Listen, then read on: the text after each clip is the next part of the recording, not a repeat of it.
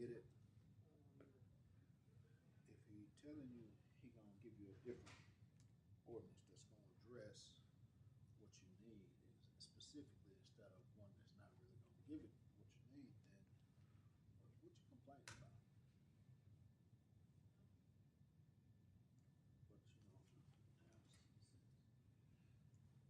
But you know he got to be. Oh, you see, no.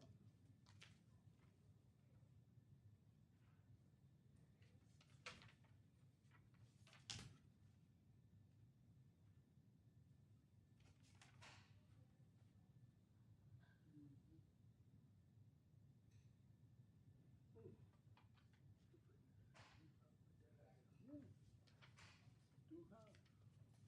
I said it to the man. He said he'd be aware of it. So he said he ain't tripping. So I think you're going along. Yeah, that's what I'm thinking too. Mr. Harris, you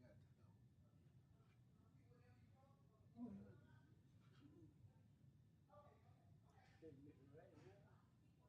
Right now, I don't know who he's playing. Right now, he's sitting pretty good. Yeah, I mean, I don't know if anybody who's going to. So, because nobody is saying, especially when you got have to say she ain't gonna. She gonna come back and do her turn.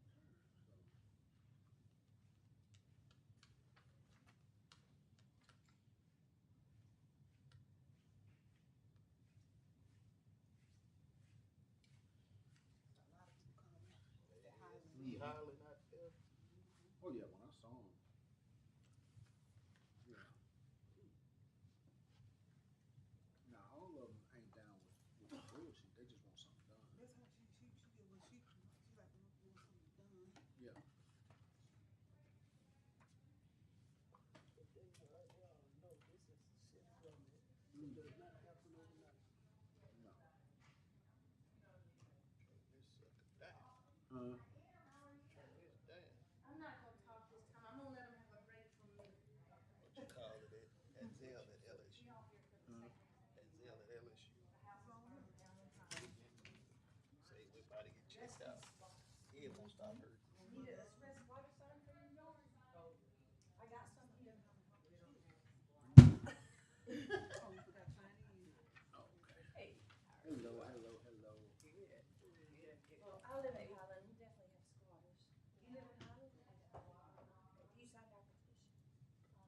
I think it's to arrest the squatters. Hello, hello, hello. How you feeling? I'm good. I just talked to Karen. Thank you so much So for being able to do there's that. gonna be a And, debate about that too. Well, I texted somebody and they said, this is Karen's. No. Okay. Oh, no. Hold on. I know, so I might have another Terrence. You have Terrence? Yeah, you got something you gotta present? I Yeah. got your card in here. Okay. You got what? But I got your card in here.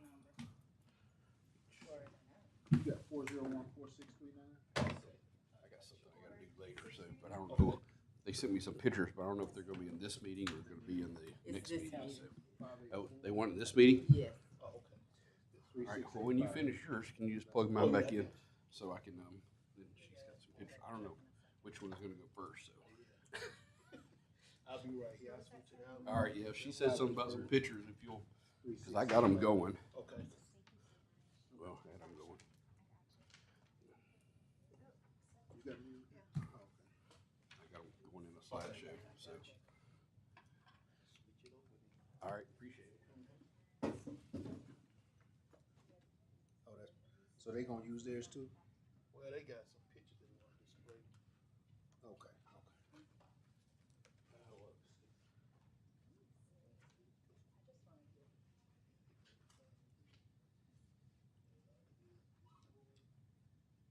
What's up, bro? Thanks.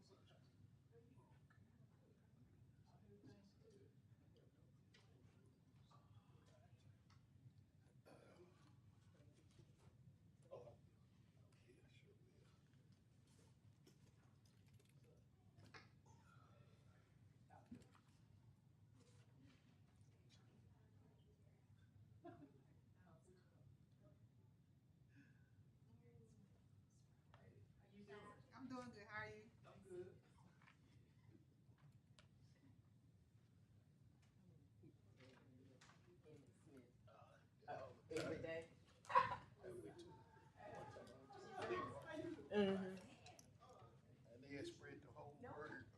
That you was there? Yeah, That that I Emma was was- there. Oh, my goodness, that is too funny.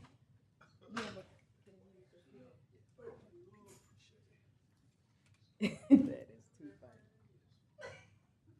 What's up? Nothing much, how are you? Good, good, good. You enjoyed our ball. Did you come to the? Yeah. It was too long. Mhm. Who's taping? You was at Tracy Moon. Oh, okay. Hi, Chairwoman. How you Oh, doing today? really?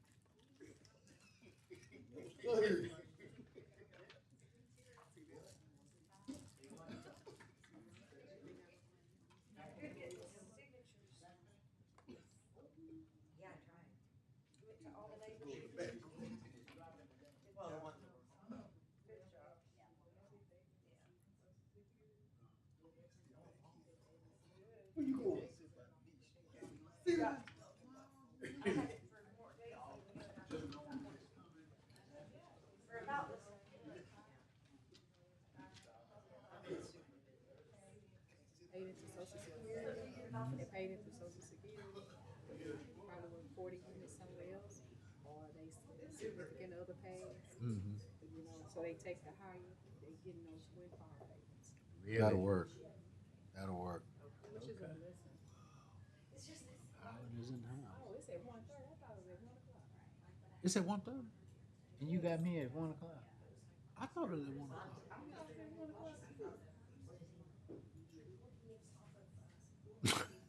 You got me here at 1:00. We out. Look, we out. And I had something else to do. You ain't had nothing. Yes, I did. What you had to do? I can't say it on the mic. Tab. So guess what? I know that lady. Do you, Miss Lowe? Miss Yvonne. We haven't talked yet. We haven't talked yet. But It's all.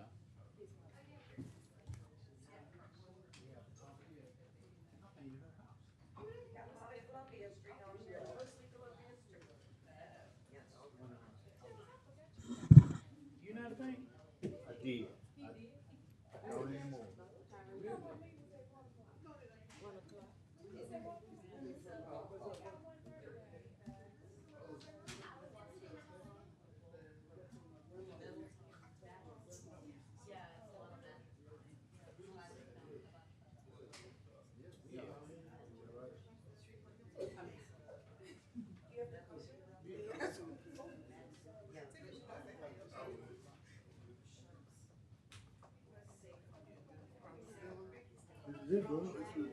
Blight. What's up, brother? What's going on? Is that right? This was the dirtiest thing out.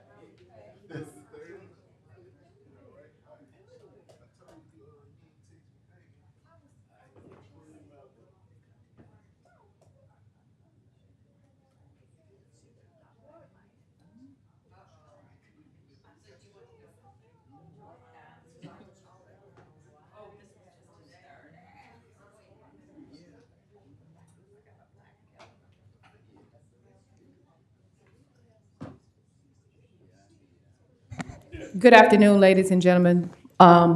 Most of the committee is not here yet, so we can't start until we have a quorum. So if you just want to sit there and meet and greet with your neighbor, just go right ahead and do all of that. And as soon as the quorum is here, we'll get started. And I'm not sure if we have a difference in our times, because we have the notice out for 1 o'clock, but then on our screen it says 1:30. So that may be a little mix up right there. But as soon as the quorum was in, we'll get started.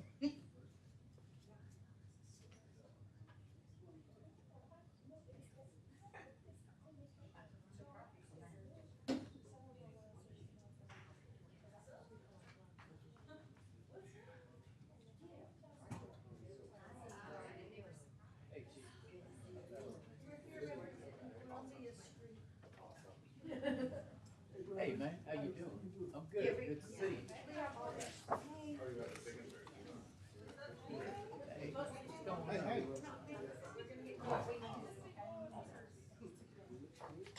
Gary's here.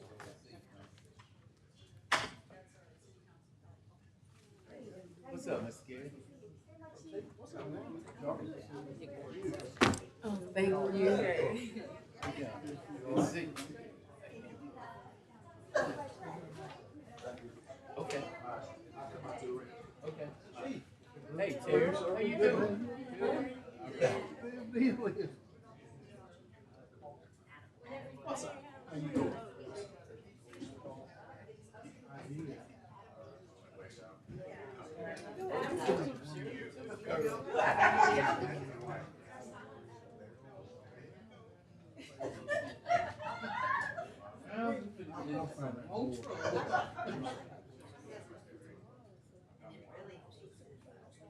You see that shit with Tim? I was there when.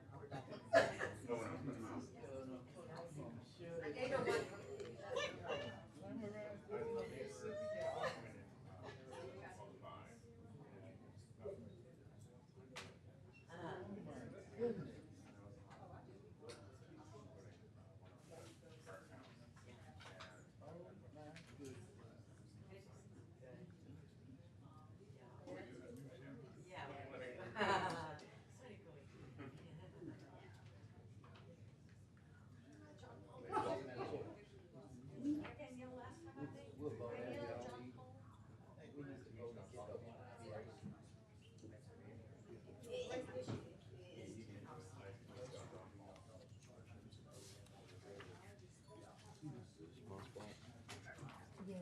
is. Oh, okay. How are you?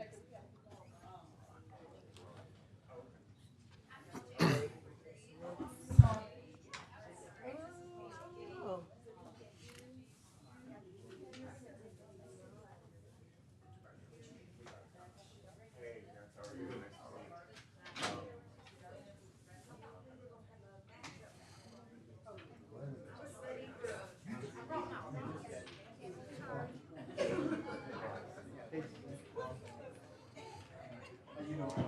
Gary.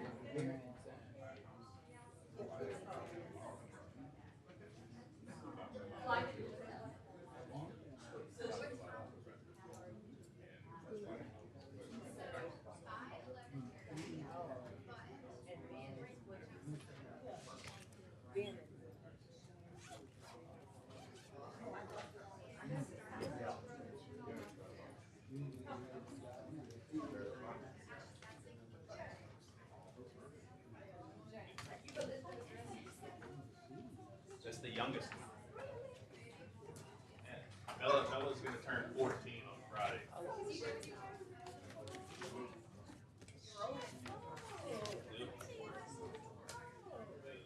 one in the hip. 12, 13, 14.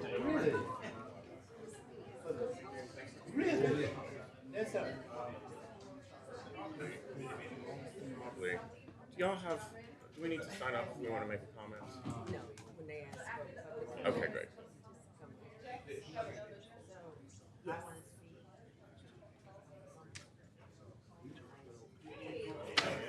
Who needs one?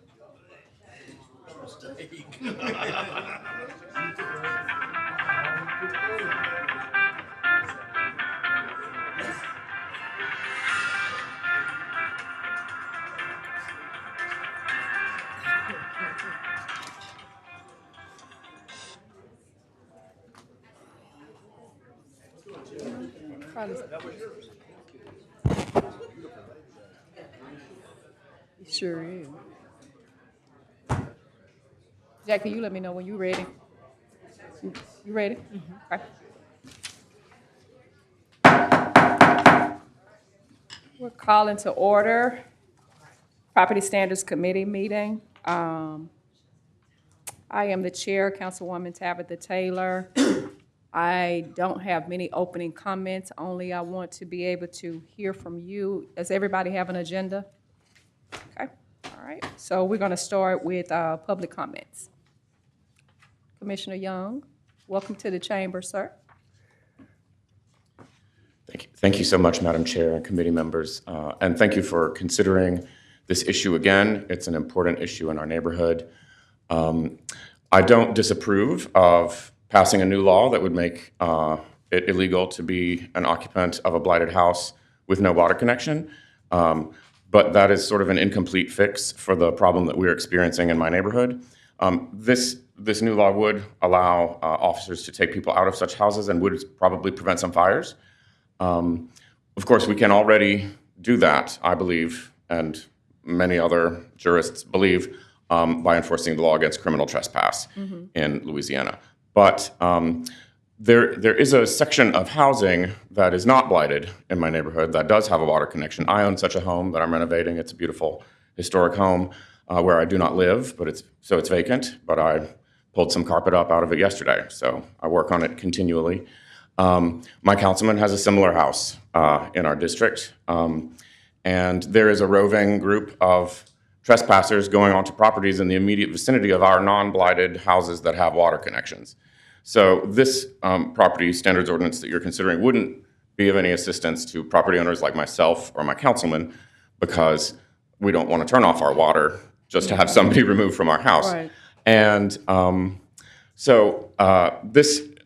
metaphor for explaining this particular ordinance that you're considering is sort of like a patch where there's no hole.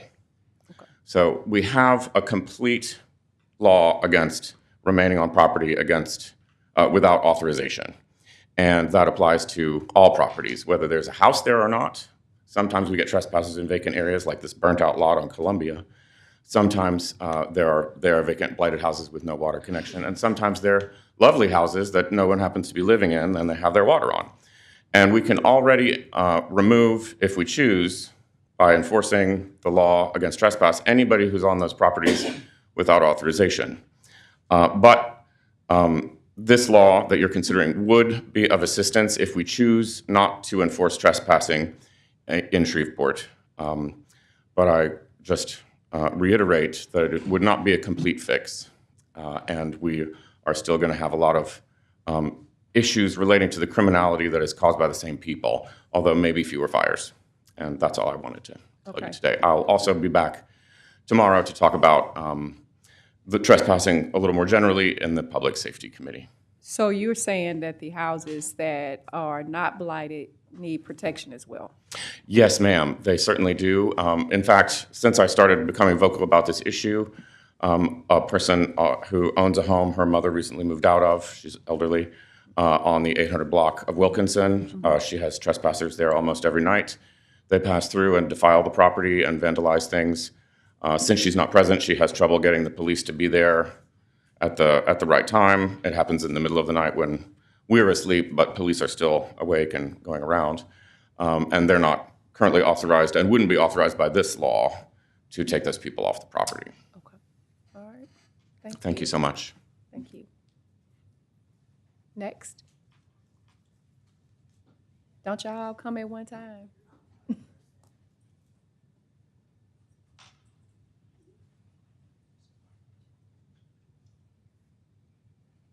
Good afternoon. State your name and address for the record. My name is Teresa Edgerton Scott. I live at 549 Wilkinson. I'm a 40-year resident of the Highland neighborhood, and all that time I've kind of been a feet-on-the-ground volunteer. I'm not somebody that points and says, you all do that, but I do want to just call attention to something very positive. Last Saturday, with the support of Property Standards, Mr. Green, and Lisa Hayes, our inspector, came by. Volunteers picked up 38 bags of trash, plus a lot of big items that won't fit in a bag from 2 lots adjacent to commercial properties in the Highland neighborhood.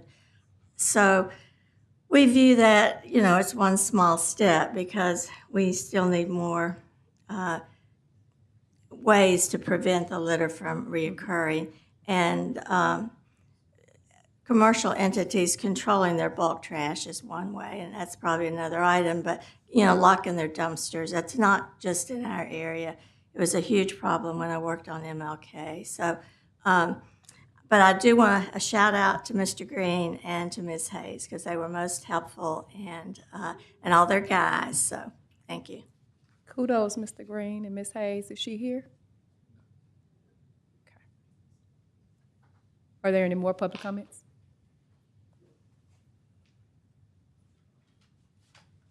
Hello, I'm Genevieve Capolia. I live at 453 Columbia Street. I've been in the Highland neighborhood 27 years, and I've been on my address for 16. I live, the house that burned twice in the past year is 436 Columbia Street. The man that owns it is Ivory Investments, Britt E. James. He's the man that sold me my house in 2009. When he sold me my house, I looked at him across the table and asked him point blank, what are you going to do with that property in that house? Because it was a dump in 2009. And he looked at me and laughed. Just like that. That was my answer in 2009. That's the property that burned twice in the last 6 months.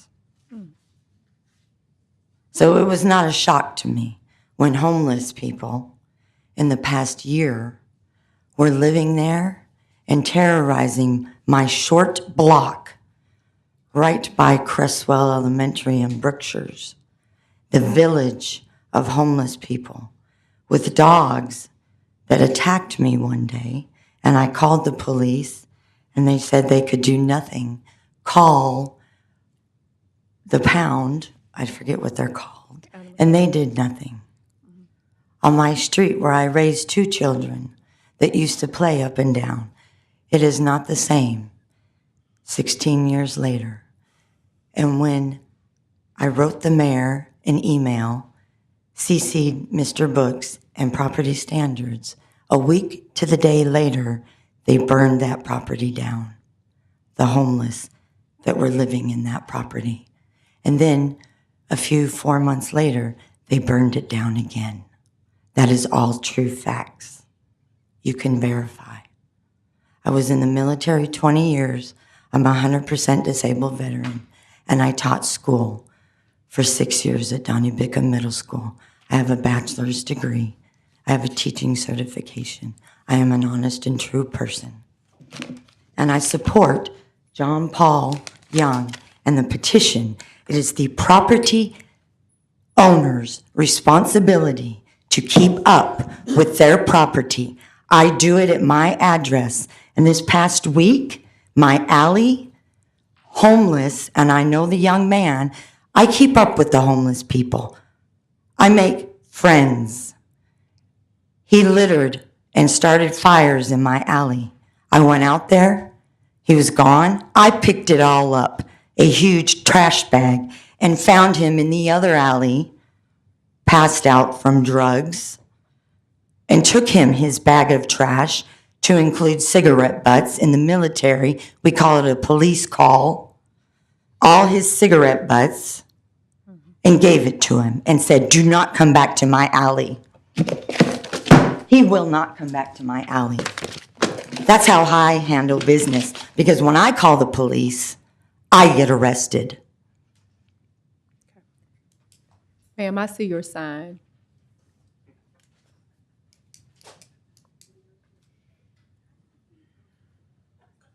Next comment.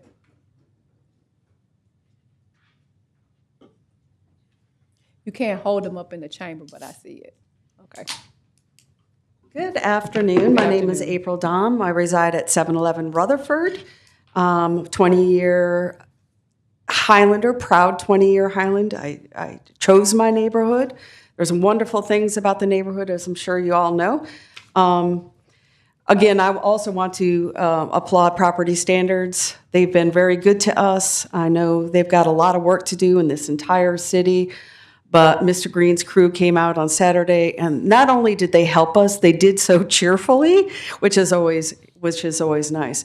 I also want to re-extend our neighborhood's invitation to property standards to start some kind of neighborhood assistance, because we know there is so much to do in Highland, and they only have so much staff.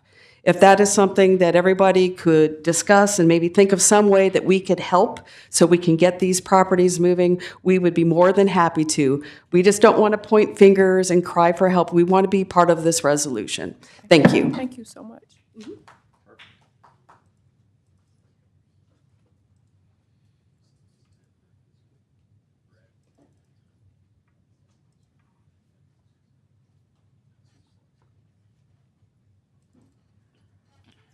Charlotte Russell. I live at 533 Jordan, and I'm the president of the Highland Neighborhood Association. In January, we had a meeting with the H&A. Mr. Brooks was there. Mr. Arsenault was there. People from Property Standards attended, police chief, fire investigators. We had an entire list of conversations about how to deal with these things.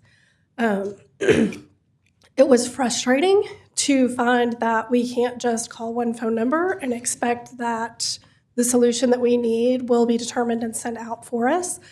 But okay. And I will say we have had neighbors since then have continuous problems. And I am interacting with them and I am saying, have you talked to this person? They were at our meeting. Have you called this desk? They were at our meeting. Have you sent this? They were at our meeting. And the reality is that even when we follow everything that was outlined to us in January, we are not seeing enforcement.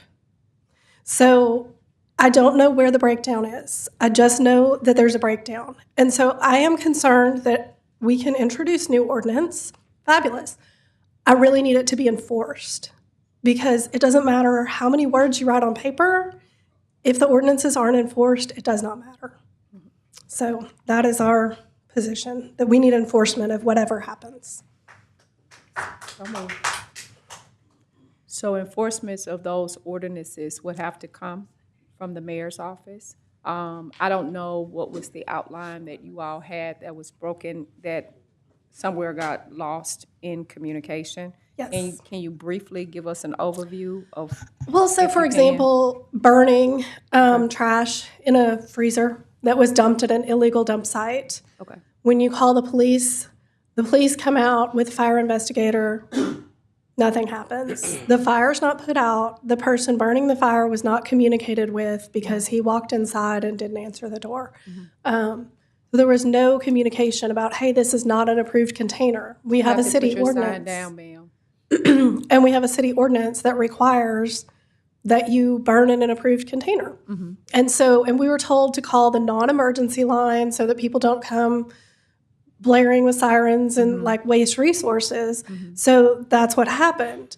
And there was no resolution to that. A couple days later, similar situation with dumping in the alley. So they called the non-emergency line.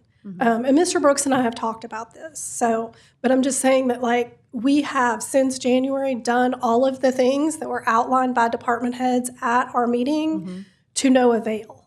Okay. And it's incredibly frustrating. Okay.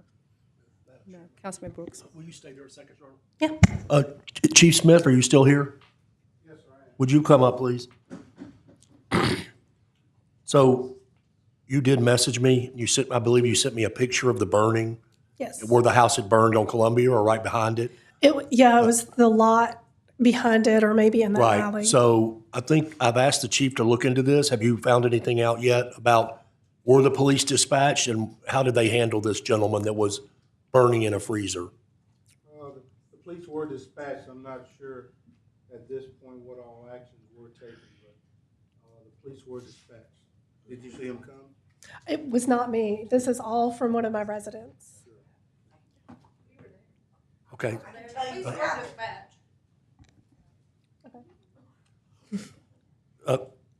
Chief, is there a way you could look into that a little farther and see how that was handled when they did get out there?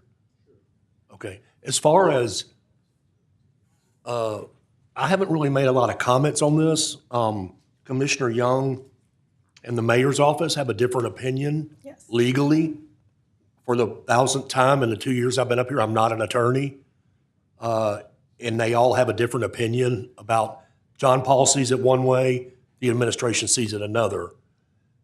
Now, you're correct. Whatever ordinance we do or don't pass, if we don't, it's just not going to matter if it's not enforced. Right. So that does come from the mayor's office, Madam Chairman, but it also would be directed to the chief of police to have obviously the chief's not coming out to these calls and neither is the mayor. Yes. So it'd be the average patrol officer that would have to understand. I'm not sure which side is right legally on the current ordinance. The new ordinance, and John Paul is also correct, it doesn't affect houses like a couple that I own in Highland that do have water and electricity, but one of them I used to live in, I don't live there anymore, but it's certainly not abandoned. Yes. It's not uninhabitable, which is, I believe, the way the new ordinance reads. I don't have an answer. I think the mayor's new ordinance is a good start, but if it's not enforced, it really doesn't matter what any of them say. Yes. And so the second phone call, so there was an open burning phone call. The second phone call was about people milling about in the alley, suspected drug activity. So she called the non-emergency line for the police department, and 6 officers were dispatched. And she does have their names and badge numbers.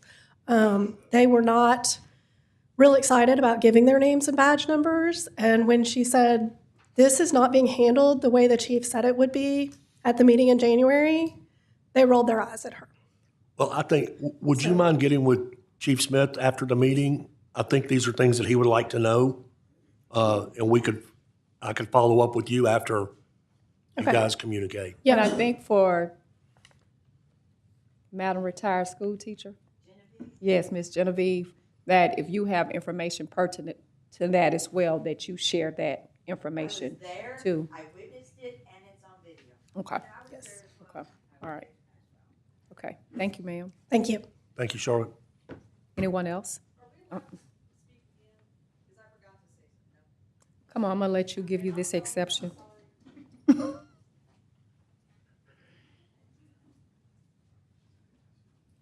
Now, when you come up here, don't tell anybody I did this. I just want to also say we had a meeting with almost every single person in May that was at our January meeting. We were told the same things back last May of 2024 of, if people are burning in undisclosed. You need to call. And so many people have texted me. I called and they came and said, we can't do anything. When we have in the summers when it's so dry and we live in these old houses are wood framed. Right. And we're so close together. We just need to have everyone communicating and please getting on the same page. Okay. But this has been happening since May. Okay. And we do feel underserved. Okay. May 2024? Yeah. Okay. Is there anyone else? I don't know. Chief, the chief is not here, is he? Chief Reese, no one from the fire department? No, ma'am. Okay. Hi, I'm William Hartman, Executive Director of Revitalize Historic Highland. I live in South Highland at 1031 Dudley Drive, but it is a historic home and I am restoring it. And it does have water connections. But I agree with everything that has been said. I've followed closely some of the pain that people are going through in dealing with this problem. And in my research, actually, there have been a number of us researching this, but are you all aware that there is already a code within the city ordinances? It's Article 6 of Chapter 58, which deals with nuisances. And this chapter specifically addresses blight elimination. And everything that it calls for in there is something that should be going on, should be currently applied to the city as a whole. And it's not. It's like no one cares that this is there, though everyone seems to be up in arms about blight elimination. And yet we have something right here in the current code of ordinances which addresses it, and it even calls for up to $500 a day fines to property owners that are not taking care of their properties. And I mean, homeless people, drug users, yes, all cities have those problems. And cities have problems of people moving into abandoned homes. But it's not, it just is it amazes me that we've allowed this to happen in the city of Shreveport. And it does not stop. I mean, it's like there's a fire every week. I have been going around looking at properties. I have been trespassing, going to the backs of houses to see what's going on there. There are a number of houses that look fine from the front. Yes, they're vacant, but you go around to the back and you can see that people are, you know, there's one house on College Street that it looks fine from the front. It's actually right across the street from John Paul's house. And you can look up there and you can see people have climbed up the fire stair and are entering that house through a back door. And there's a house on Pinehurst, lovely little house. You go around to the back, the door was wide open. There's a house on Wilkinson. The front is okay, it's boarded up. You go around to the back, the door is wide open. So I think this ordinance that is being discussed is one approach, but I think the idea that it's just a bandage to try to patch a deep wound, it's just not enough. Thank you. Wait, before you leave. Give us the complete ordinance number, because I need you to state it for the record. Yes, it is Chapter 58, entitled Nuisances. And under that, that addresses noise, litter, rodent control, and Article 6 is blight elimination.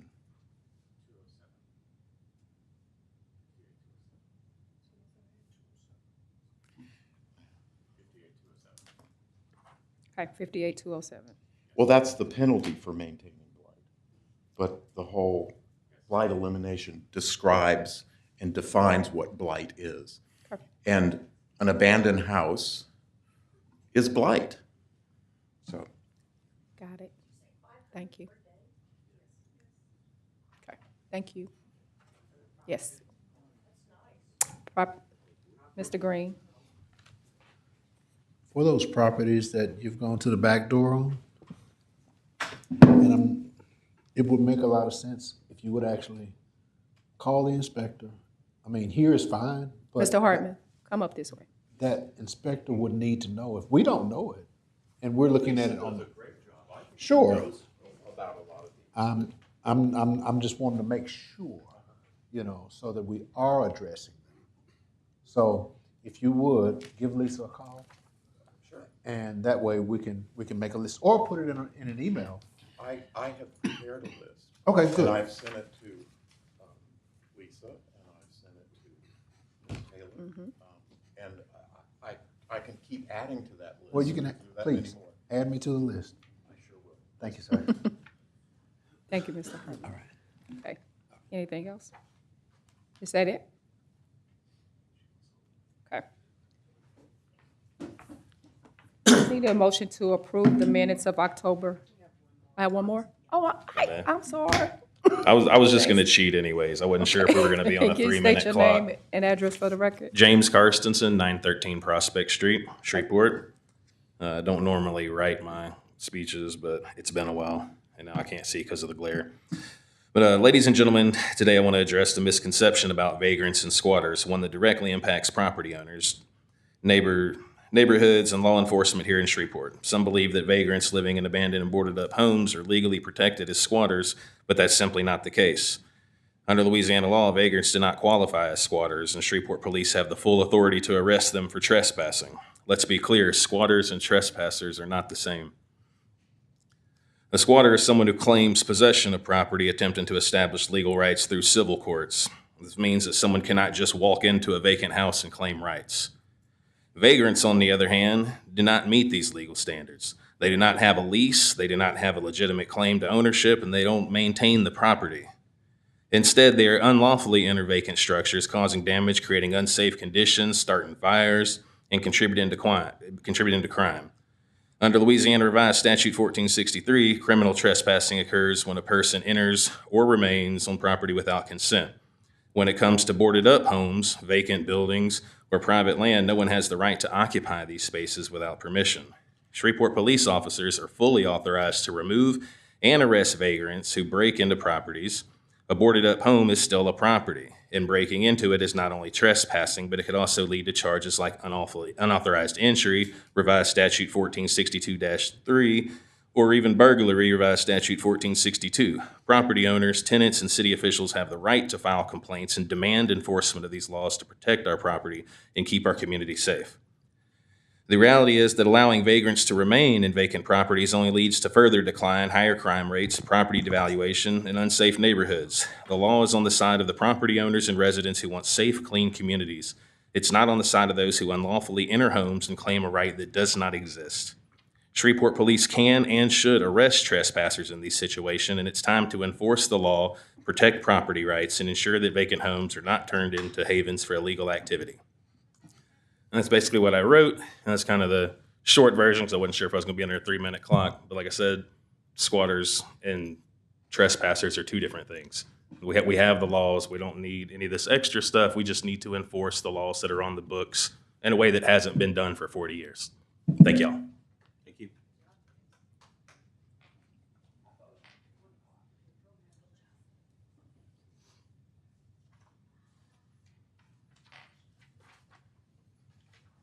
Sorry, it sounds like I'm the last one. I'm Madison Poche at 262 Wilkinson Street. I'm just really grateful that you guys are having this meeting today. I know this is a priority for so many of us. And I just had a few comments that as a neighbor who tries to be really involved, I have squatters in the house in front of me, I have squatters in the house behind me. There's just some things that I don't know, even as a very engaged citizen, what the correct process is. So, for example, if there is a trespasser, who is the single best person for us to call? Do you want us to put it through the app? And you don't need to answer this to me physically right now, because I think it should be publicized. It seems like just calling the hotline or the non-emergency line during the middle of the night is not that. What is the process to register a home for the trespassing list, and who can do it? Can a descendant do that? Can someone who has a tax sale interest do it? Also I know this is not the same, but bulk trash seems like it's an ongoing and similar issue. So it looked like Public Works could ticket for that.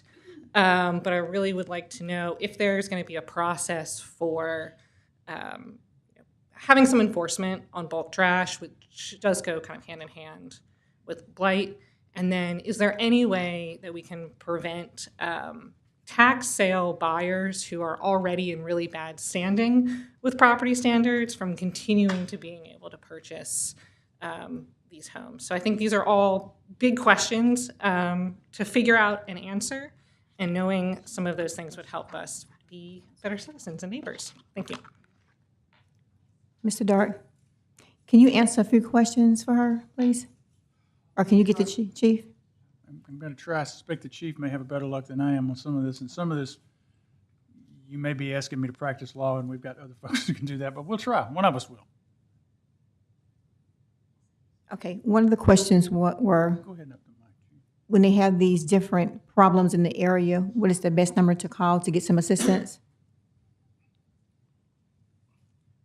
Well, they can call SPD at any time, the non-emergency number, and a permanent record is made then of the complaint, and we will do our best to either handle it ourselves or get it to the right department who's responsible for it. Is Chief Reese here? Yes. While you're up there, would you repeat the non-emergency number just in case somebody doesn't know it? It's 673-7300, but if it is a bona fide emergency where, life is immediately in danger, please call 911, but non-emergency, 673-7300. Yes, ma'am. So. Good afternoon. I need y'all to stay right there. Just stay right there. Should I get a motion to approve the minutes of the last meeting? Second. Second. Moved in second. Any discussion? Councilwoman Bowman. All in favor? Aye. Unanimous vote. So I'll move into the agenda items. Because the agenda items for squatters and landlords, Ms. Blight, actually encompass what Ms. Poche was already asking and a number of people have already said in the chamber. If given him what I'm listening to, seems to be a issue with uniformity, as they're speaking to you all, but then when they reach the person who is out on the call, it's not the same message that is actually being transactional. It's not taking place. And so the problem is coming, Chief, you weren't in when they were talking about burning in a refrigerator instead of a container, a burn container, which is needed by law. And so they call the non-emergency number and someone comes out and then there is no follow-through that is happening. The other part with this is the enforcement of the ordinances that are on the books.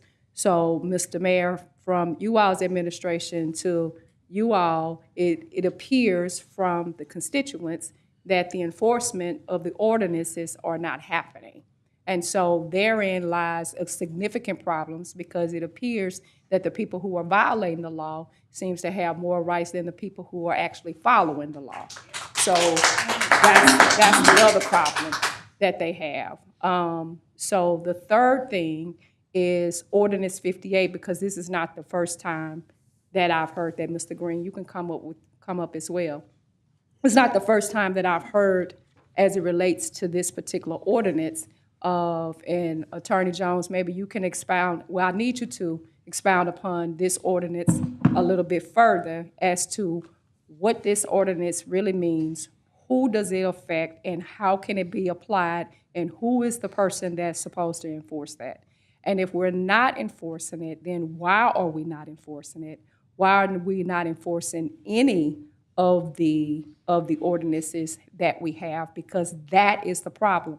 That's not only going to be a problem for Highland, it's going to be a problem for any neighborhood that is plagued by this, because just like you all watch the meetings, they watch the meetings as well, and they know their rights. So I think that we have to get a level of clarity and uniformity for all of us, because then I want to come back to another property standards meeting and then hear the same thing all over again about what we're not doing, and then I have to look at they pretty little signs in the chamber, which is not good for anybody, but I understand the outcry, because we read the major notes as well that there's another fire. There's another fire here, there's another fire here. So I think, I know that we're gonna have to get uniformity on that, and so coming from you all, then it's gonna have to be enforced to boots on the ground, so they would understand what it is that they need to do and have clear, precise direction from you all as well as from the mayor's office on what it is that they need to enforce.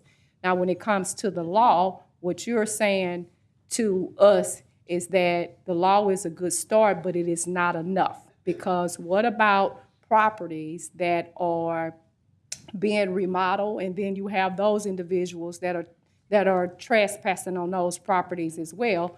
What are the rights of the property owner? What is happening? What happens to the people that are trespassing? Because in my mind, if you're on a property that's not blighted, but is under construction, and you're on that property, you're not only trespassing, you're breaking in because the property doesn't belong to you. So at the same time, do those individuals have, or should a neighbor even report it? Because it's like I see something and I'm saying something, but I'm saying something and it's not registering, is actually what I'm hearing. So I want us to get to this cohesive level where we're on one accord, where we're not constantly hearing this and this is not plaguing these individuals. So if I'm gonna ask Attorney Jones to tell us what 58 says about the $500 a day. 58207 is the ordinance that the gentleman referenced.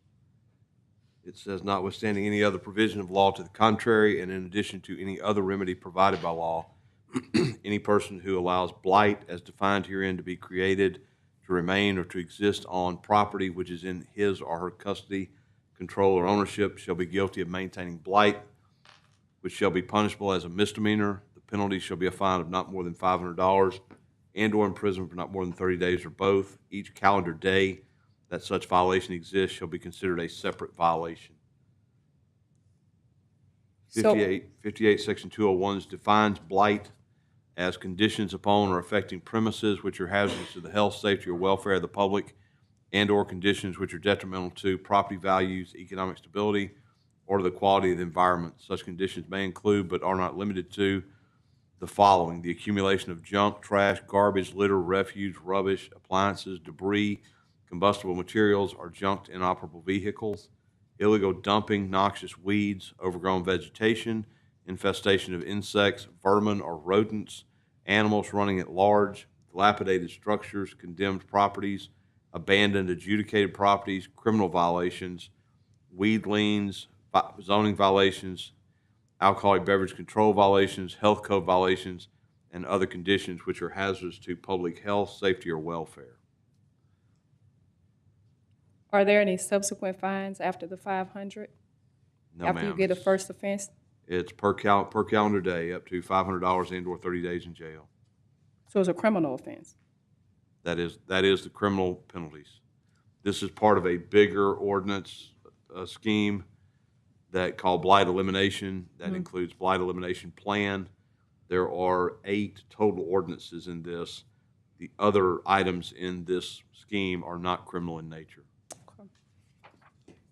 So we have a reason why we're not enforcing that one, Mr. Mayor?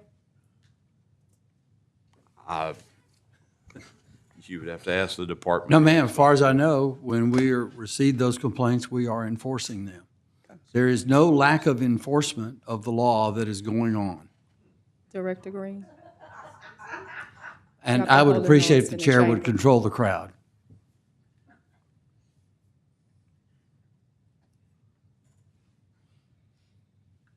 Yes.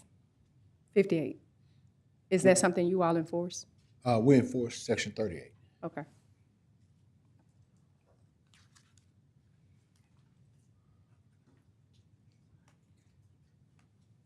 Councilman Brooks, do you have anything?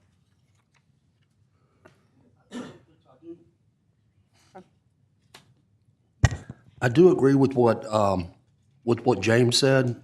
There is a difference between squatters and trespassers. Mm-hmm. Once again, I don't know. This seems to be a very difficult area to enforce. I'm not gonna.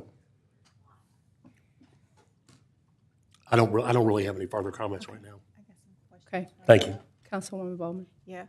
While y'all up, we're on the same subject with property standards. Some issues I'm having in my district are some similar to these same, in Queensboro, some of these same, but they're just not here to be heard. But we're having some of the same problems there. We also having a problem with a lot of big trucks parking in neighborhoods, blocking citizens from backing out their driveway, dumping big trash of trailers on Merwin, Oakcrest, and just leaving the big trailers there all over the city full of trash. So the police was out there on Friday and talked to the young man that owned these properties. The police department did nothing and said he did nothing wrong. So, Mr. Jones, I did talk to Attorney Edwards. The problem is we got all of these ordinances in place. Some of them are not being enforced. A lot of them are not being enforced. They're not being enforced. So what's happening is the citizens are calling the police. They're complaining. They call, they wake me up. I go to bed, they wake me up. But I can't do anything. I don't manage these departments. So I don't know if it's zoning. I don't know if it's property standards. I don't know. But again, as Madam Chair said, we all got to get on the same note because all we keep doing is saying, we're going to do this, we're going to do this. We change our ordinance, but then you go out, nothing's enforced. So Mayor, I'm going to beg to differ that we are not enforcing laws. All of the laws are not being enforced. And it's nothing, I mean, something has to be done. We can keep coming here and having property standards meeting. If we're not doing anything, we're getting the same results. I have pictures of what's going on in my district. And I would like, if you can, Ms. Jackie, if you can get them put on the big screen. We have a problem in Shreveport. Disrespect. And then some of the police officers make it seem like it's our fault. We're doing a bad thing for calling. So, Madam Teacher, I'm going to ask you to hold your applause so you won't hurt anybody's feelings. So just hold your applause right now. So she's going to put the pictures up, but I think that a picture can say 1,000 words of just what we're going through in all neighborhoods. It's not just Highland. I have it in Queensboro. I have it off Pines Road. It's a mess. And if I get in my car every day and go inspect, we don't need inspectors. I'm just going to be honest. I mean, I have worn my tires out all over this city. But if you see right here, this is one of the streets in my district. They say it's not against the law when the police, I mean, you just left this dumpster full of trash here that's been there over 30 days. You got an 18-wheeler parked on a residential road and you wonder why our streets are tore up. You got another residential, and right here, I want to keep this picture here real close. This is a cul-de-sac in our city. This is a property standards truck that the neighbors have asked this young man, no, he works for the MPC, I'm sorry, asked this young man to move because he cannot back out his driveway. So now it put me into MPC's business. When I went out there every day, our MPC truck is parked at a home all day long, not at work. So that's another problem. But number one, if you know the elderly cannot back out their driveway, why would you park our city truck there and just let it sit there all day? We got two questions. Why aren't you at work, number one? And number two, why are you blocking that? We got a lot of issues. For 2 years, this young man has been parking these vehicles right here just like this.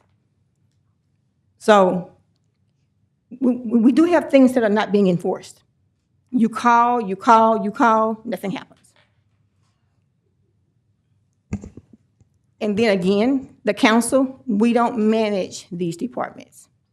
It's the mayor's administration that manage these departments. So we get a lot of questions. Councilman Delaferro. Thank you, Madam Chair. So I'm always encouraging our citizens through the broken windows theory that if there's something going on that's just not right, and you know what's not right, is that you pick up the phone and you call. I don't care what it is. We, as public servants, are paid to be disturbed by you. That's our job. We're there to respond to the health, welfare, and concerns of you, our taxpayers, our citizens, our bosses. So first of all, I don't want you to think that you just don't have the time or that you don't want to be bothering us or bothering the police department, the fire department, code enforcement, because that's what we want. If we don't know it, if we don't know it's happening, we can't address it. So please do not call. Numbers are what we go by. Statistics are what we go by. So therefore, all the numbers tell a story.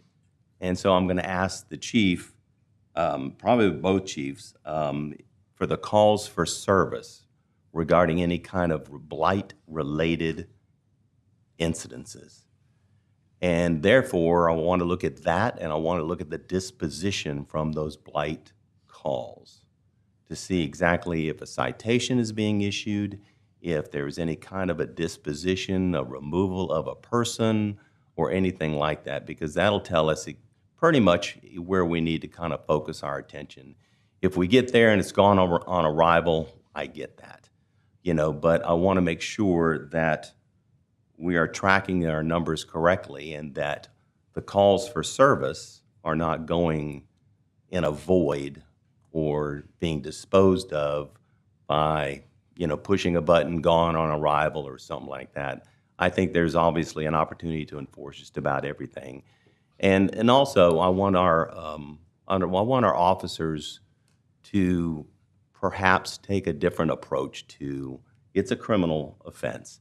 And we all know that, well, I don't have time to write a littering ticket, or we don't have time to stop this or stop that. Anything that is a potential for leading up to doing an investigation on another criminal matter, we used to use it, it's probable cause, reasonable suspicion, whatever you want to call it.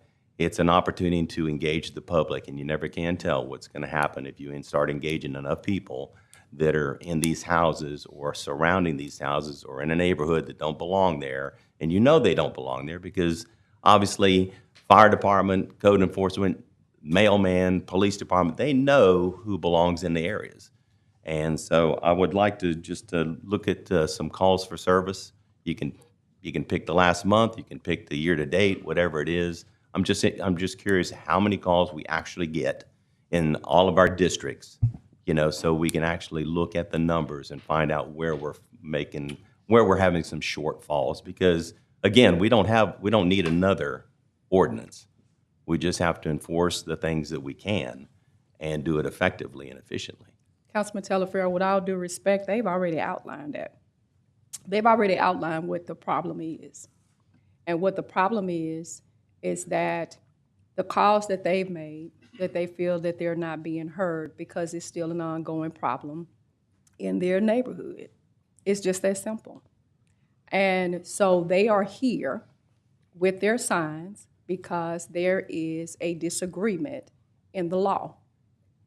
And so the cohesive part of that is that we should be trying to figure out how do we cover that particular angle, and we can lose the attitude for real because it's a problem. And it is not just a problem in Highland, it is a problem across Shreveport, Louisiana. And don't clap because I don't want anybody saying anything to me about controlling this audience, because the reason that this audience is here is because they keep coming back to this chamber asking for help. That's why you're here at 1 o'clock in the afternoon. That's the problem.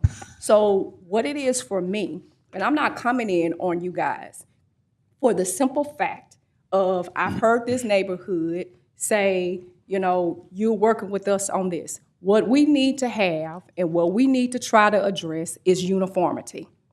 And that if there is a property owner that is violating this property, these ordinances, I don't care who they are, you need to write the citation. You need to write them up, period. If they're not following, it needs to go through environmental court. It needs to go through those particular steps. We need to get a hold of those that are violating this consistently. Because what is going to happen is that it's going to have a trickle-down effect, and it's going to carry over into each neighborhood. So if they move away and you correct it in Highland, then next they're going to go to Broadmoor if it's not corrected over there. So we need a uniform approach. So you could tell us from this council what it is that you need from us, but it is not, I want the audience to understand, we don't enforce the law. That's not our job. We enact the legislation and we put it there, okay? But we don't enforce it. That comes from the mayor's administration.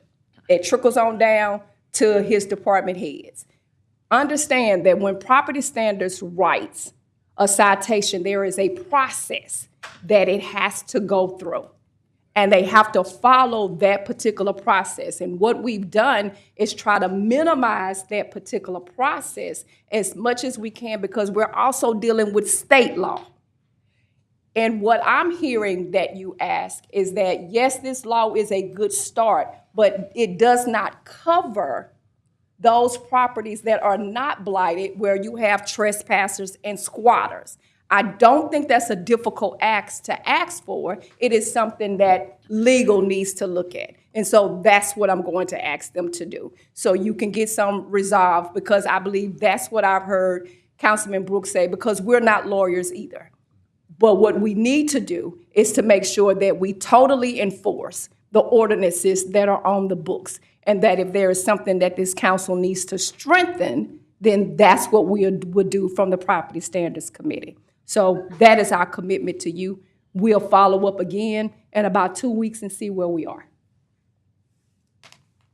Next, you'll have the demolition report. Madam Chairwoman, may I speak? Yes. The issue that the police brought to the administration was the difficulty of the definitions in Section 63 of Title 14, because it requires some knowledge that the person that is in a place does not have the permission of the owner or a lawful possessor to be in that place. The reason that you have the proposed ordinance before you is so that the police will not have to know that information in order to arrest or vacate a property, because they'll be able to tell from one of two things, or maybe both of those things. One is that the property is in a dilapidated condition, which has the definitions there. And the second is if there's no water service.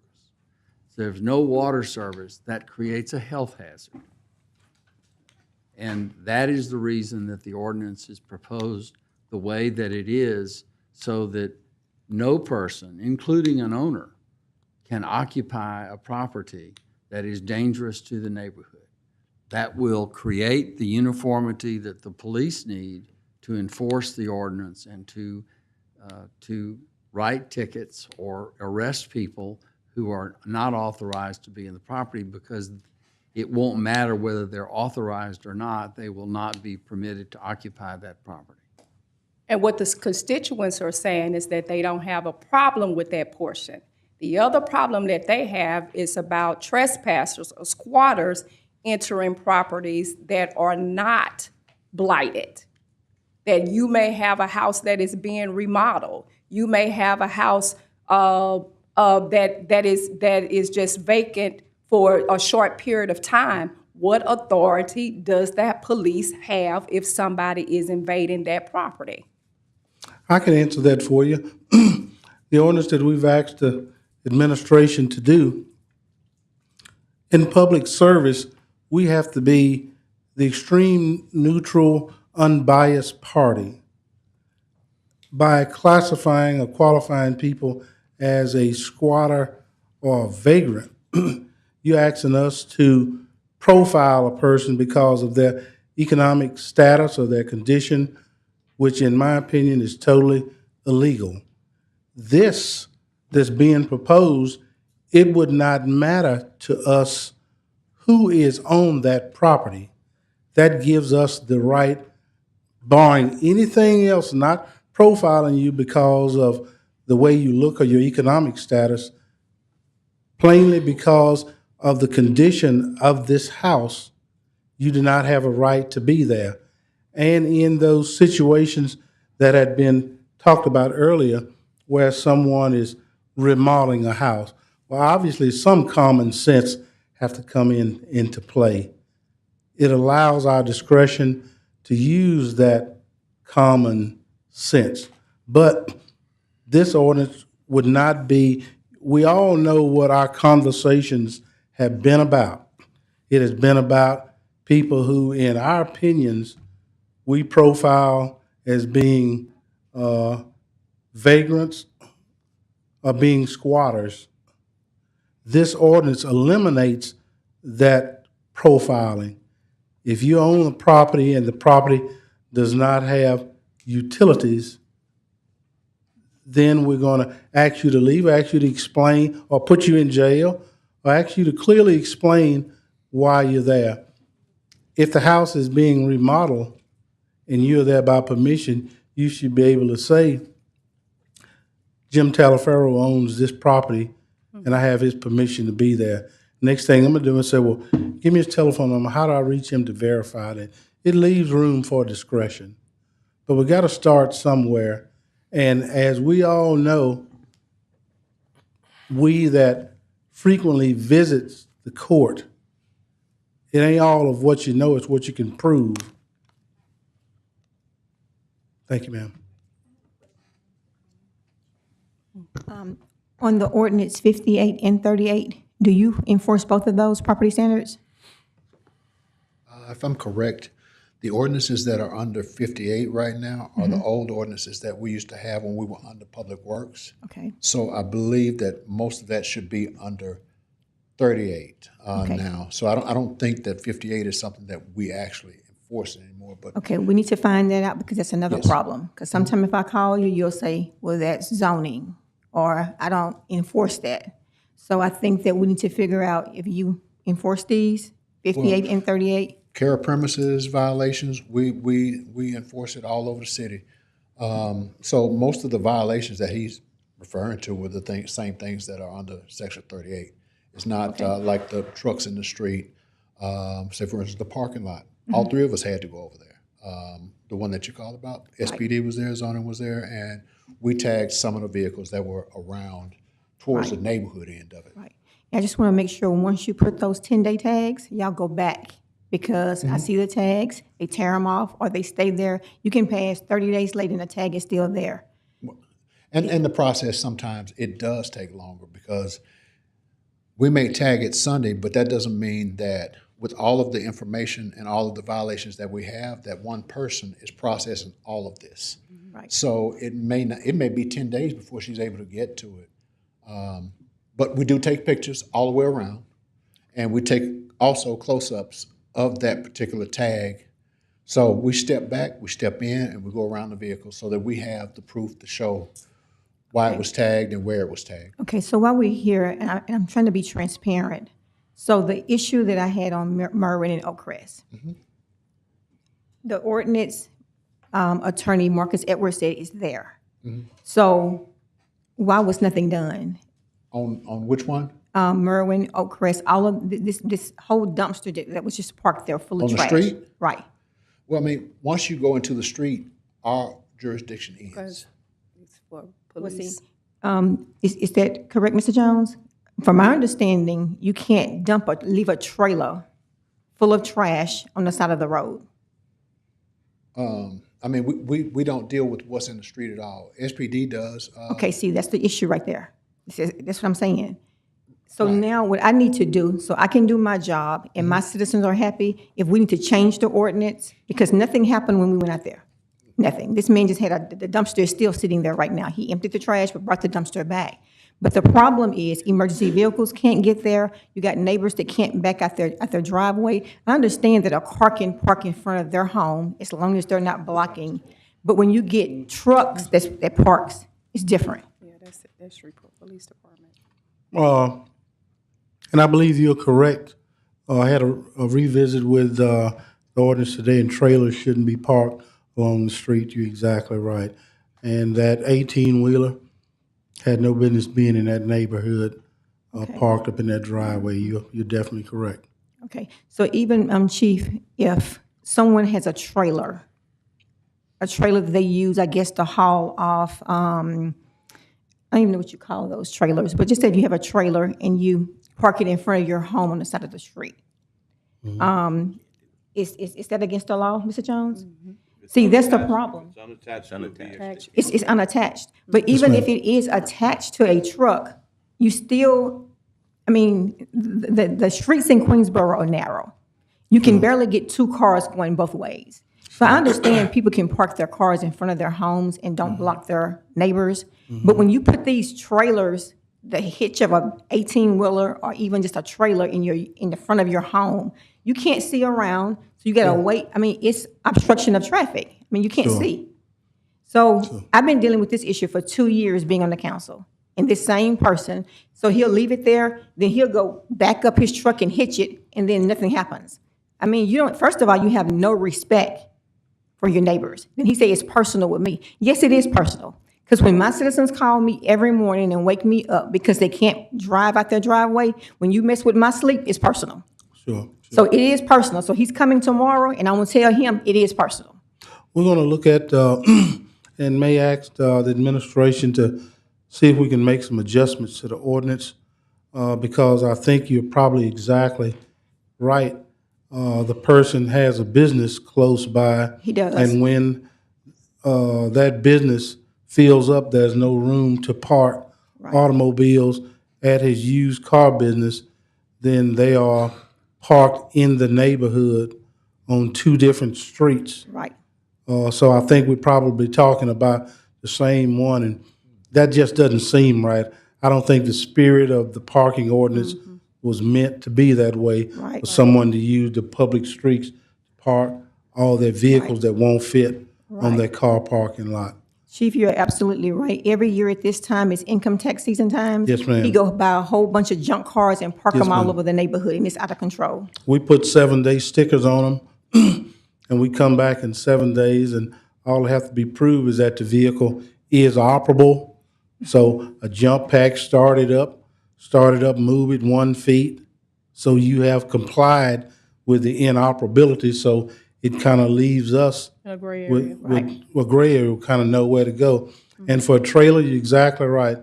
The trailer cannot be parked alone along the residential street.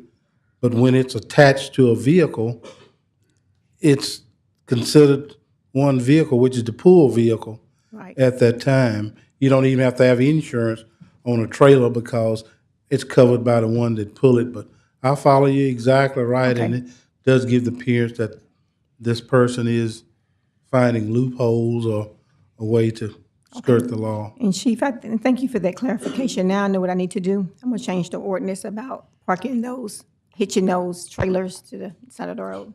Usually you'll never see no more than a couple of vehicles parked along the street in front of somebody's house for visiting. You won't see tons of vehicles with or without dealer plates. That one of the or no plates at all. Okay. Thank you, sir. Sure. Mr. Grant, I think you gave us, and you emailed a number of us demolition reports. Yes. Okay. You emailed them to us. Ma'am? You emailed them to us. Demolition reports. Oh, you didn't want to see him? No, you emailed them to us. Okay, okay. Yes. Okay. Chief Reese? Yes, sir. I don't know if you were in here earlier. A lady called in, or some neighbors called in about someone burning in a non-sanctioned container. I think it was a refrigerator on a lot where a house had burned down. So does the fire department respond to that or the police? The fire department responds to that, extinguish the fire if it hadn't already been extinguished. A regular fire truck would go to that. It would be on the company officer, that person on the unit, to call a fire investigator to respond to the scene. Many of times that person is already gone. We do have pictures of that. That is one we've already followed up on, if I'm not mistaken, wearing red clothing. So does the fire investigator have the right to arrest this person for burning? They do, with the proper evidence that they were burning. So the pictures, the videos, things like that, and then being able to identify that person. Many times it becomes very contentious with the fire truck that's on scene without, and a lot of times we'll call for SPD, but it becomes contentious when we're trying to hold someone. Legally, we can't do it anyway.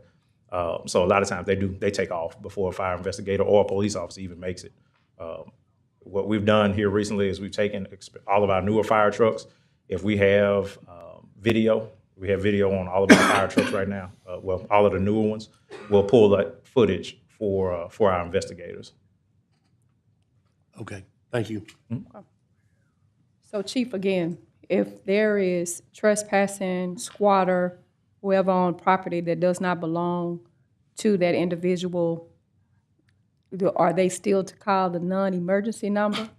Yes, ma'am, call the non-emergency number, and we will come out to investigate the matter as much of a welfare concern as it is anything else and make the appropriate disposition at that time based on what we have to work with.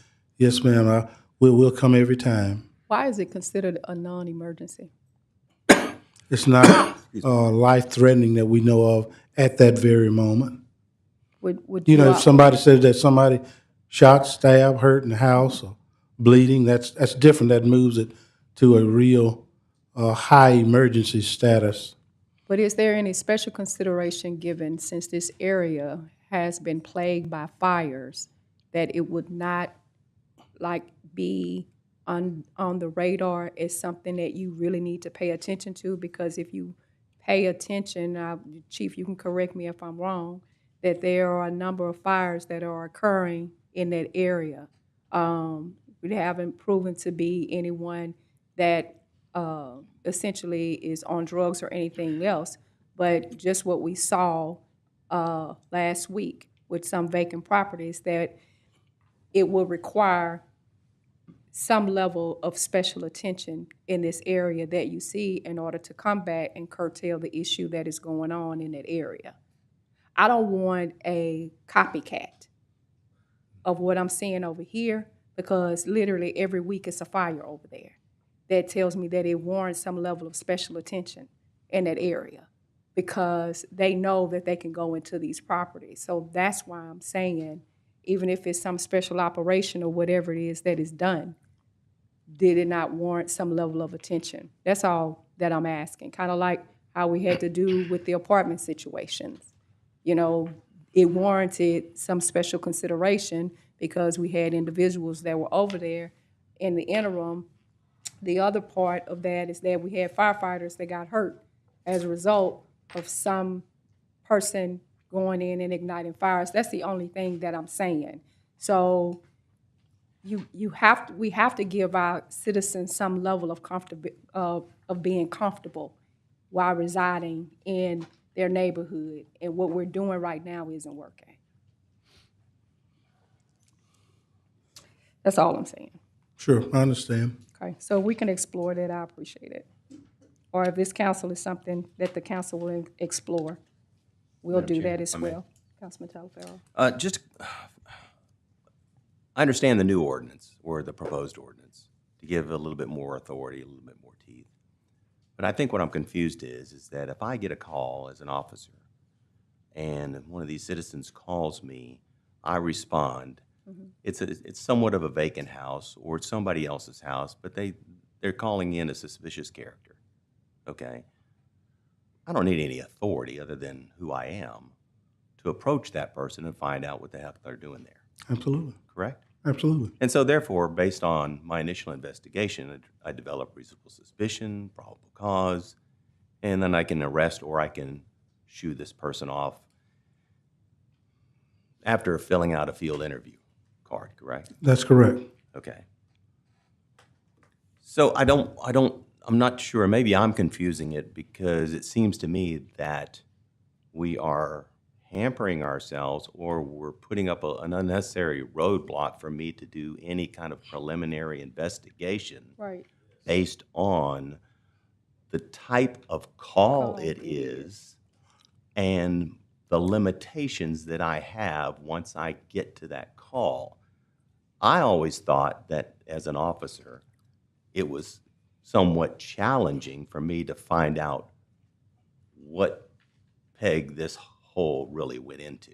Sure. In other words, the more people I can identify, the better my beat would be or safer would be, and therefore I could share that information with any other public servant, such as fire department, public works, or property standards, that this person was seen in this area at this time doing this. And at that time, I didn't have enough reasonable suspicion, but I knew he didn't belong there based on simple questions that I just asked this guy. Is that where we are? And is that one of the reasons that we're going to get a little bit more teeth in another ordinance to where it eliminates us or handcuffs us, quote unquote, less? I do not know of any calls that someone has called in about suspicious activity that we have not responded to. In that state law about trespassing, about in the first paragraph, it puts some of the onus of being the complainant upon the person who is the legal possessor. Correct. That is not us. That's correct. That is not the neighbor or the person who calls in. That is the property owner or the person in legal possession of it. Here's some of the difference. As I said earlier, it ain't exactly always what you know, it's what you can prove. I get there and the door is open and someone is inside. Stay with me on this. I cannot prove that that person inside caused any damage or broke into that house. Only thing I can say is that they're there. So what can I charge them with? I have no complainant. The owner, I don't know who the owner is. I don't know how to reach the owner. Look at the law. I can't skip all through the law and find just the pieces that is in my interest.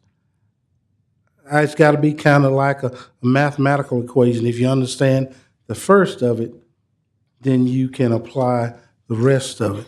The first one says the person who is the legal possessor. If you do this ordinance where the utilities are concerned, the city of Shreveport is the complainant. I don't have to talk to the owner. It doesn't matter who is there if the property does not have these utilities. I'm acting on behalf of the city of Shreveport, the entire city of Shreveport. And if the place does not, meet the criteria of the ordinance, then I can, in fact, make an arrest based on that. So I have that part. Ma'am? But what if the utilities are on? Then that's where the common sense comes into play. Okay. If someone is in your house by permission, you're remodeling, whatever the case may be, they should be able to tell me, Right. Ms. Tabitha Taylor owns this property. I'm here working for her, or she allowed me to be here, and here's a number you can reach her to verify that.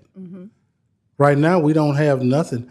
I don't know who to reach in an LLC. So right now, MPC needs to make sure that they enforce their rental code.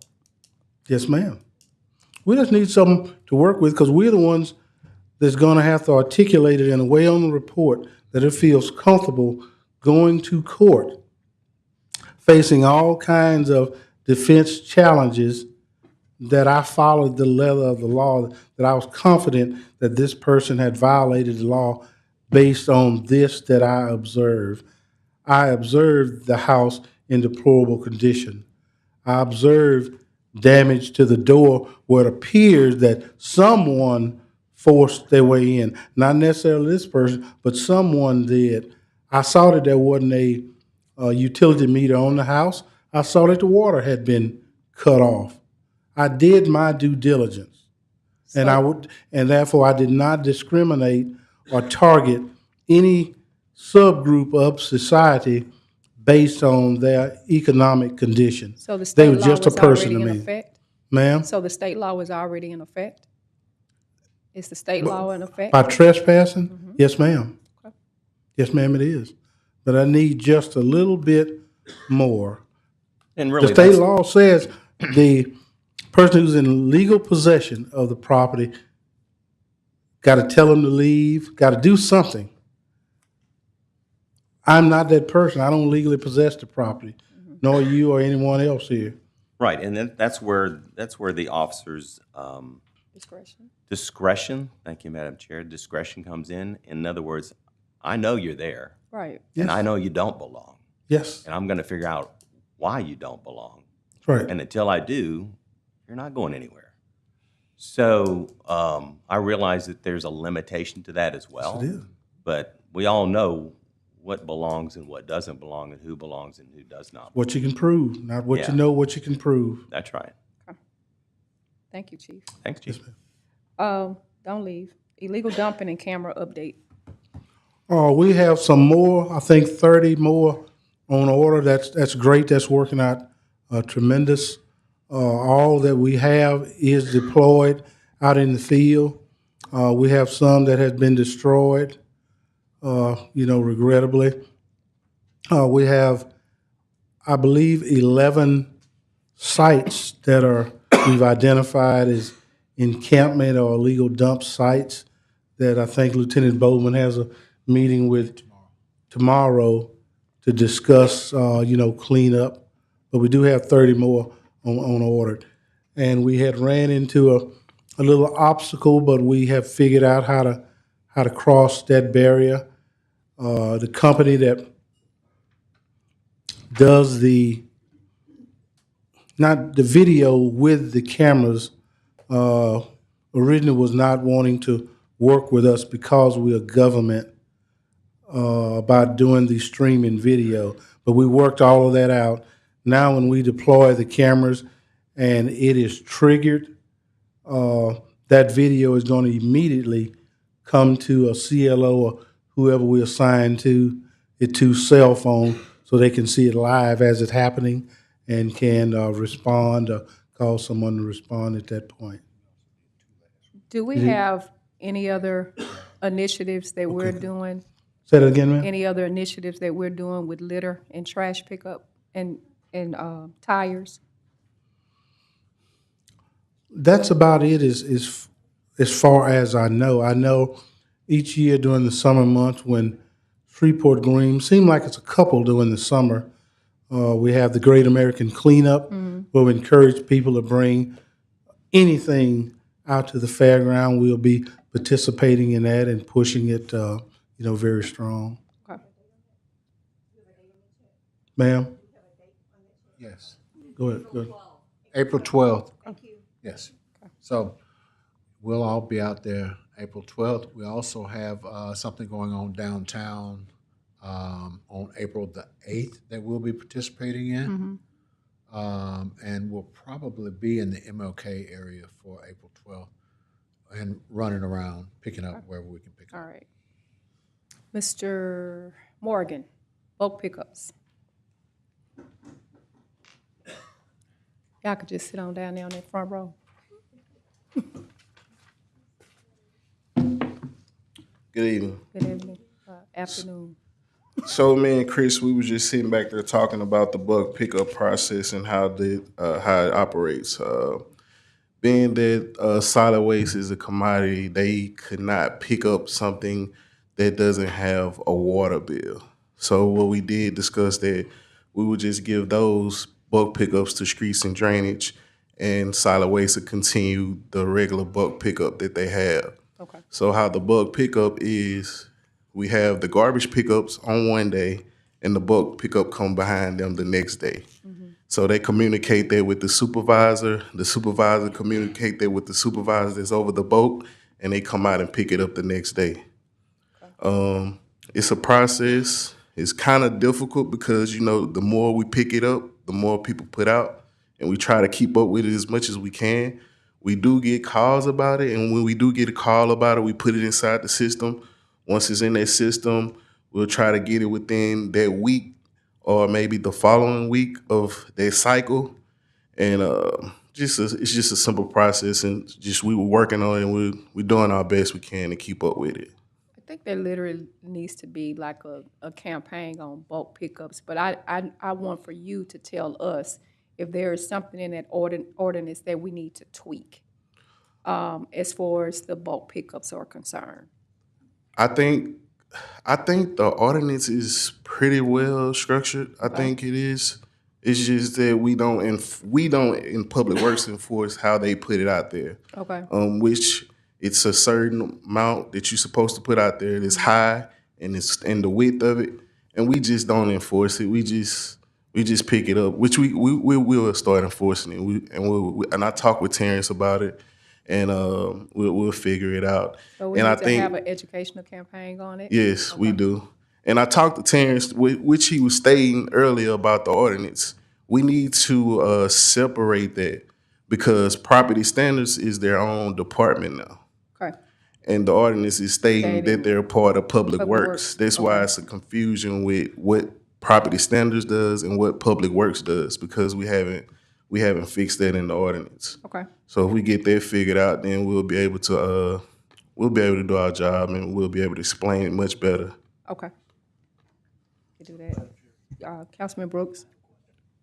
Good afternoon, Jarvis. Good afternoon. So when you say if it's piled too high or too wide, you're going to start enforcing it? What does that mean, enforcing it? So the way it work is we have a knuckle boom that go out and pick up a pile. And if the pile is not within that right of way, then we can't get it, because we can't cross over the sidewalk to reach over and to get it. So that's why it was an ordinance put together to state, okay, we needed maybe, I can't remember what the ordinance state on it, but it is a width and a height that's on it that we have to follow. And Even if it's between the sidewalk and the street? Yes, sir. It has to be a certain width and height? Yes, sir. If it doesn't conform with that, when you say enforce, does that mean you don't pick it up?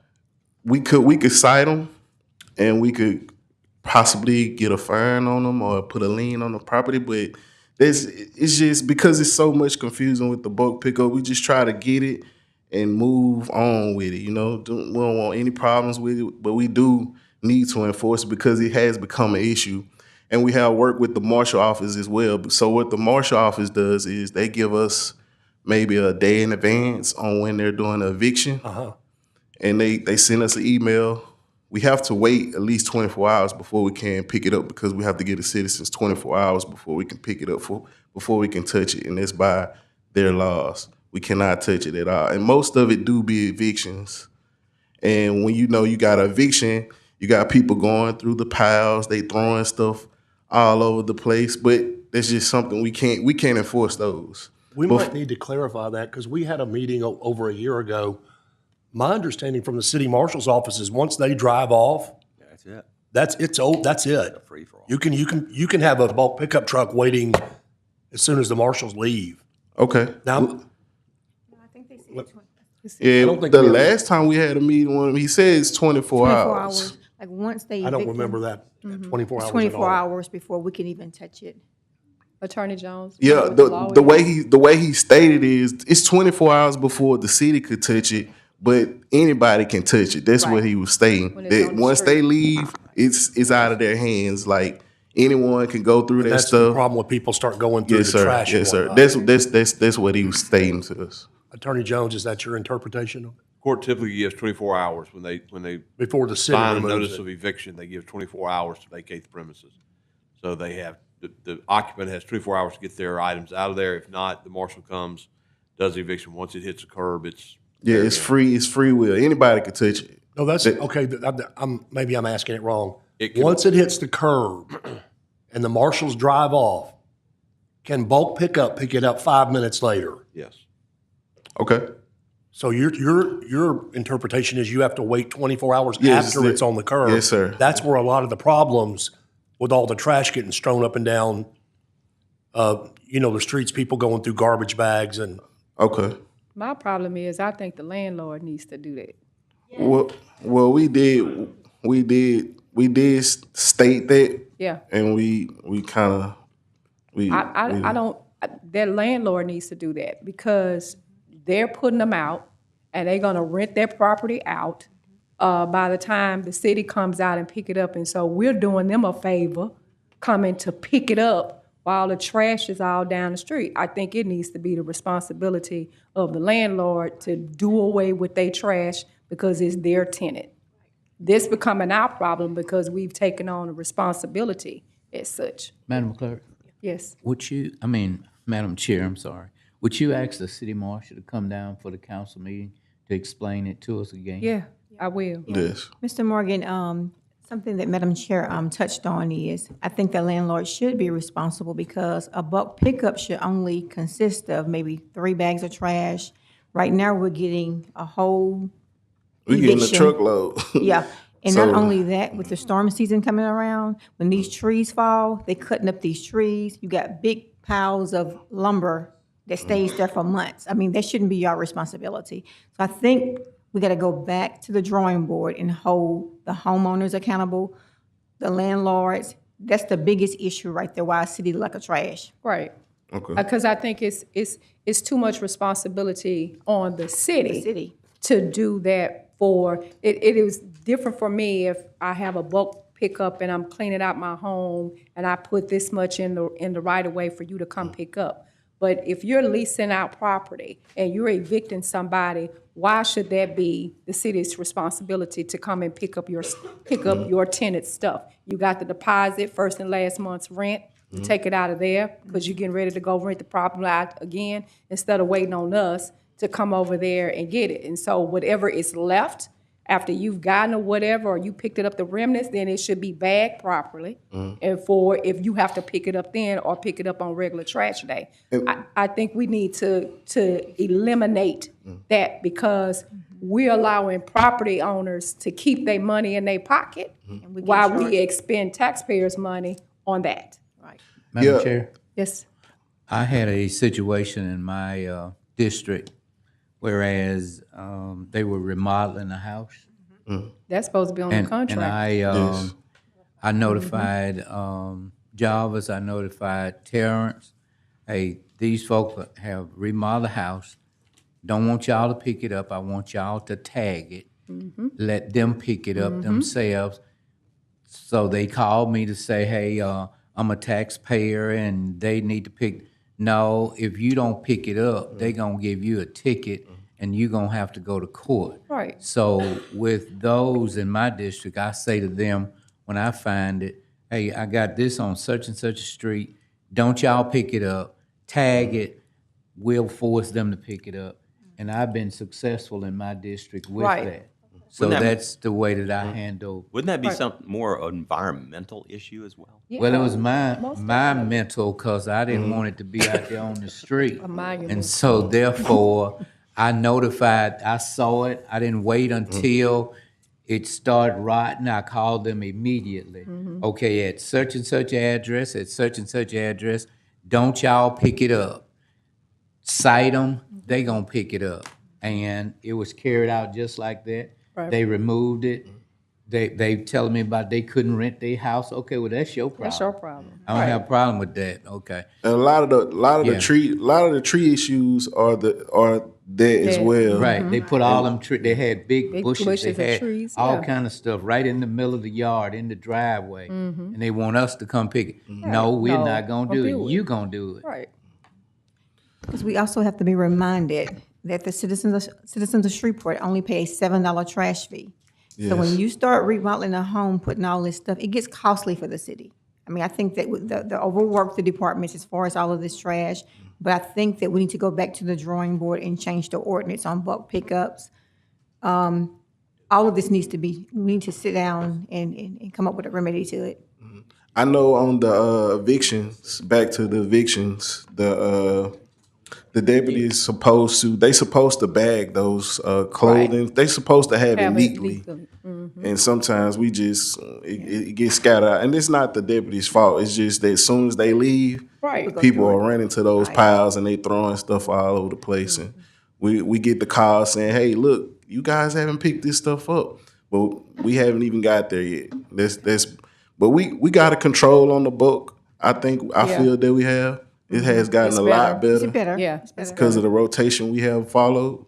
And once we get the evictions and what people are throwing out that we don't pick up, once we get that underway, we'll be in good hands. Okay. Jarvis, so if a pile doesn't meet the standards that should be picked up, it's between the sidewalk and the street, who does issue the fine? What department? That will come through Public Works. And once again, that's why I say it needs to change, because Public Works was part of property standards as well. Right. And property standards will go out and cite them for us, but they're no longer part of Public Works. So we have to figure out what we're going to do on that issue. If it's going to still be. Who do you feel like should issue it now?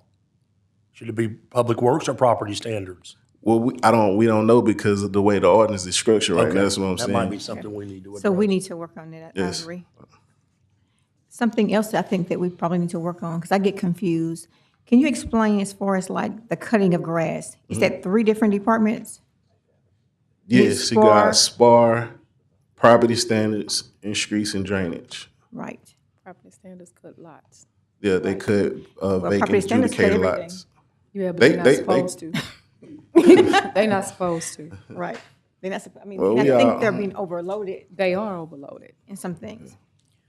Madam Chair. Yes. Also, we have to notify the citizens, let them know that, I believe in the ordinance that we don't cut until it's what, y'all, it's 12 inches? Yes, yeah. And so So it's it 12 do. inches, so therefore, I mean, they get upset that it's not cut, but the ordinance say 12 inches. Yes, sir. And we with the interstate, we have gotten a lot better with the interstate, how we structure the contract, which we got more cycles out of it, and we're doing the on and off ramps monthly. So that's why the interstate has been looking a lot better. We have picked up the cycles on there. Unfortunately, we don't have Interstate 220. Sorry. Trash 20, trash 220, because it's full of trash. Yeah, I got an email about that today too. So Yes, they really need to pick up the trash in the grassy they area. It's started hard. though. March. When? They started. They were out there. Tell them Lakeshore still trashy. Okay. Tired looking at that toilet seat. Okay. All right. Yes, Councilman Green. The bridge that's in District A on 220, it got a lot of trash on Yeah, it. it has a lot of trash on. I don't need you to remind me. All right. I didn't know if you, Yeah, I know. I see it when I drive off the ramp. I done called my state rep and my state senator on that trash. Okay. I think we talked about commercial property litter earlier, and that's really for MPC. I need them to go check these Family Dollar and Dollar Trees. The dumpster stuff. And the dumpsters, yeah. And any of these convenience stores in the district, I need MPC to make sure that they get on top of their job and doing that seriously and getting their trash. And especially too if they serve liquor.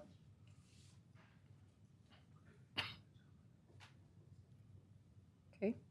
Chief, you had something else to say? I did forgot to say something. My mind was going crazy. There is something that's in the works. It's coming real soon. It's been in the process for the past 6 months or so. That's going to help us communicate better in regard to the issues that we're having in Highland and other places of town. As you well know, we are changing to a new computer system vendor. Councilman Talaferro knows what a field interview card is. When an officer encounters someone under suspicious or other circumstances, they can fill out a field interview card. That is going into that system. So there's a module that any officer, 24 hours a day, can search that person by name, and they would know that week before last, Officer B encountered Joe Blow over on Columbia Street in the alley, whatever the case may be, and this what his activities were through Tyler Technology. That is in the process of being done as we speak. And when that module comes about, we feel quite confident that we'll be able to give property standards access to it, the fire department access to it. So all of us really will be able to communicate on things where there's suspicious activity. That's what I forgot to tell you. Chief, one question, is it, obviously that's digital technology now. It's digital We're no longer technology. filling out an FI card. Right. And having somebody else actually data input it, and then That's maybe 6 months later, we get to retrieve it. That's exactly right. As you know, our old system is being converted by Tyler Technology, which allows us a lot more innovative options and ways to do things than we had in the past. So that's on the way. And so the Tyler technology, is that going to allow officers or fire department or property standards, anyone that has access, to actually search a specific 100 block? That is correct. Okay. And not only do I don't know the last name, because it gives me a That false is name, correct. of course. But I know that you know, a certain individual was seen in the 1, 2, 3, 4, or 1,200 blocks of Texas Street between, you know, midnight and 0100 hours, correct? That is correct. Airport police will be on there with us, and just about everybody in city government who somewhat has a public safety interest. Will the Tyler software be accessible? Or let me put this, can officers use their personal phones to utilize that technology? Yes, sir. Okay. You have your own log on. And also Caddo, the sheriff department is going in the exact same direction. So our modules will be able to talk to each other. We're setting out on the effort to try to cut down on duplicated efforts. And so they're going with the same system, and they'll be able to talk to each other. And photos will also be attached to that? Photographs? I think so. I'm not quite sure, but I think so. You know, that was always the big stickler, but, you know, back in still the day, we is. Polaroided you and flipped you to an FI card. It still is, Put you in a absolutely. shoebox. Absolutely. All right. On the way. Thank All right, you. thank If you. there's nothing else, this meeting is adjourned. Thank you, Madam Chair.